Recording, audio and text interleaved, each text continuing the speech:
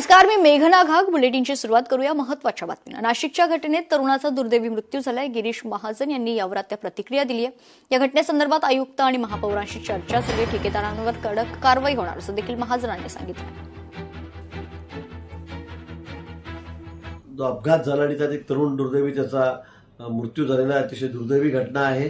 पण या संदर्भामध्ये मी कालपासून आयुक्तांशी बोललेलो आहे, महापौरांशी बोललेलो आहे, संबंधित अधिकाऱ्यांशी बोललेलो आहे आणि त्यांना सूचना दिलेल्या आहेत की या घटनेची चौकशी करा, याला जबाबदार कोण आहे, कशामुळे ही घटना घडलेली आहे आणि जे जबाबदार असतील त्यांच्यावर अतिशय कडक कारवाई ही आम्ही या ठिकाणी करणार आहोत. मग त्याचे ठेकेदार असतील किंवा अधिकारी असतील त्यांची कुठली गय या ठिकाणी केली जाणार नाही. तर नाशिकचे खड्डे नागरिकांच्या जीवावर बेतलेत. खड्ड्यांमुळे निलेश कोतकर या तरुणाचा मृत्यू झालाय. अपघातानंतर शेवटचा व्हिडिओ आता समोर आलाय. नाशिकमध्ये सिंहस्थ कुंभमेळ्याच्या कामामुळे ठिकठिकाणी खोदकाम सुरू आहे. खोदकाम तसेच पावसामुळे रस्त्यांवर खड्डे झालेत.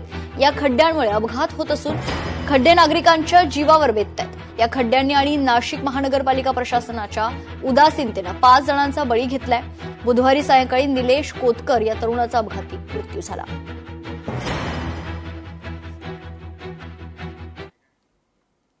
कोल्हापुरात अवैध गर्भपात प्रकरणी कारवाई करण्यात आली. डॉक्टर चंद्रकांत गायकवाडला रंगेहात अटक केल्याची माहिती आहे. माजी सिव्हिल सर्जनकडून 300 गर्भपात तर कदमवाडी परिसरात प्रतिमा हॉटेलमध्ये ही कारवाई केल्याची माहिती आहे. करवीर पोलिसांची आता कारवाई पाहायला मिळते.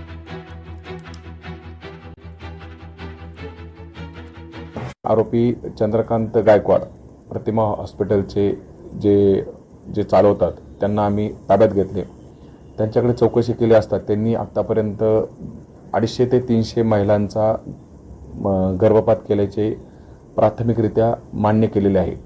त्या संदर्भात आम्ही त्यांच्यावरती कारवाई करीत आहोत. सध्या ते आंतररुग्ण म्हणून रुग्णालयात दाखल आहे. त्यांच्याकडून पोलीस कोठडी घेऊन आम्ही जास्तीत जास्त कोण कोण ह्या गुन्ह्यामध्ये सहभागी आहेत, डॉक्टर असतील किंवा जे कोणी एजंट असेल त्या सर्वांवरती कडक कायदेशीर कारवाई करणार आहोत. लोकशाही मराठी ऐका, पहा, जागरूक रहा.